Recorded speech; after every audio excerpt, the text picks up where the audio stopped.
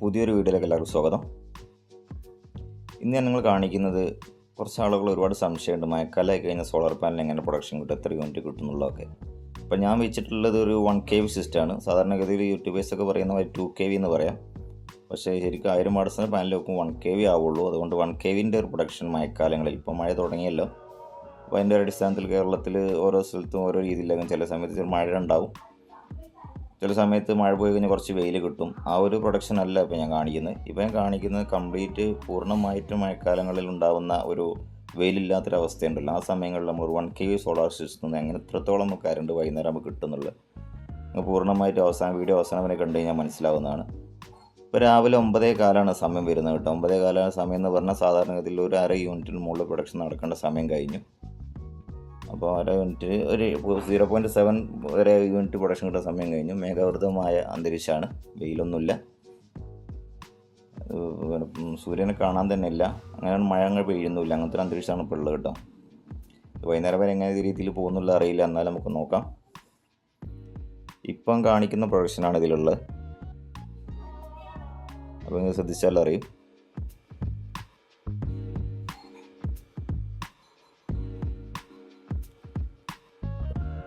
5.2 ആംപിയറിലാണ് ഇപ്പോൾ ചാർജ് ചെയ്ത് കൊടുക്കുന്നത്. പാനൽ വോൾട്ട് വരുന്നത് ഇതാ, വാട്ട്സ് 180 വാട്ട്സാണ്.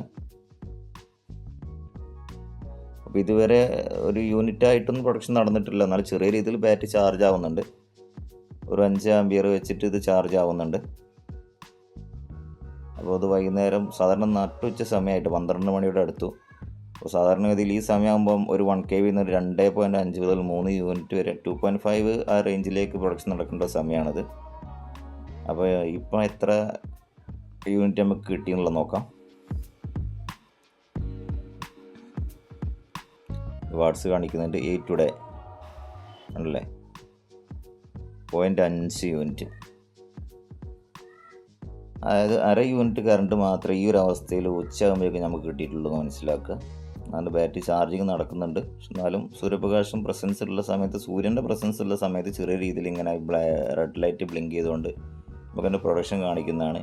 ഈ ടുഡേ എന്ന് കാണിക്കുന്നതാണ് ഇന്നത്തെ ഒരു എത്രത്തോളം യൂണിറ്റ് കിട്ടിയെന്നുള്ളത് കാണിക്കുന്നത്.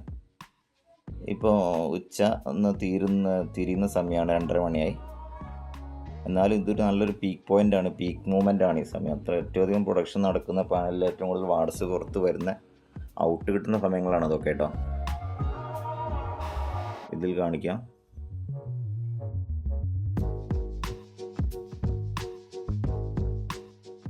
എൺപത്തിനാല് വാട്ട്സാണുള്ളത്.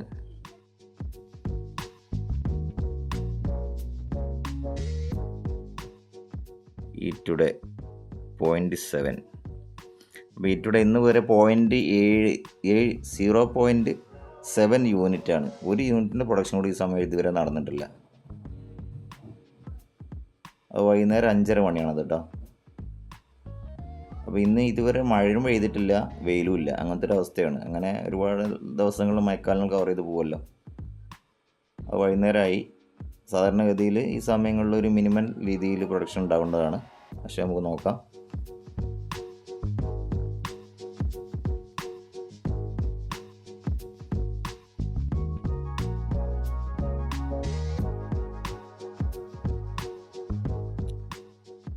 .7 തന്നെയാണ്. അപ്പോൾ 0.7 അത് ഒരു യൂണിറ്റും കൂടെ പ്രൊഡക്ഷൻ ഇന്ന ദിവസം നടന്നില്ല. 1 kVയിൽ നിന്ന് ഒരു യൂണിറ്റ് പ്രൊഡക്ഷൻ കൂടി ഇന്ന ദിവസം നടന്നിട്ടില്ല എന്ന് മനസ്സിലാക്കാം. അപ്പോൾ ഇതൊരു 2 kV ആണെങ്കിൽ 2-4 പാനലൊക്കെ വെക്കുകയാണെങ്കിൽ 1.5 യൂണിറ്റൊക്കെ കറണ്ട് ഒരു ദിവസം ഉണ്ടായിരിക്കും. അങ്ങനെയാണ് നമുക്ക് എത്രത്തോളം വർദ്ധിക്കുന്നതനുസരിച്ച് കറണ്ടിൻ്റെ ഉൽപ്പാദന പ്രൊഡക്ഷനും കൂടും. അപ്പോൾ അടുത്ത വീഡിയോയിൽ ഞാൻ ഇതിൻ്റെ ഒരു ഇൻ്റർമീഡിയൻ്റ് ആയിട്ട് വരുന്നൊരു കാലാവസ്ഥയിൽ വെയിലും കൂടെ വരുമ്പോൾ എത്ര യൂണിറ്റ് കറണ്ട് കിട്ടുന്നില്ല നമുക്ക് ഞങ്ങൾക്ക് അപ്ഡേറ്റ് ചെയ്ത് തരാം. സോളാർ പാനൽ വെക്കുന്നവർക്കുള്ള പൂർണ്ണമായിട്ട് സംശയ ദൂരീകരണമാണ് ഞാൻ എല്ലാ കാര്യങ്ങളും ചെയ്യുന്നത്. അടുത്ത വീഡിയോ ഇടാൻ കാണാം.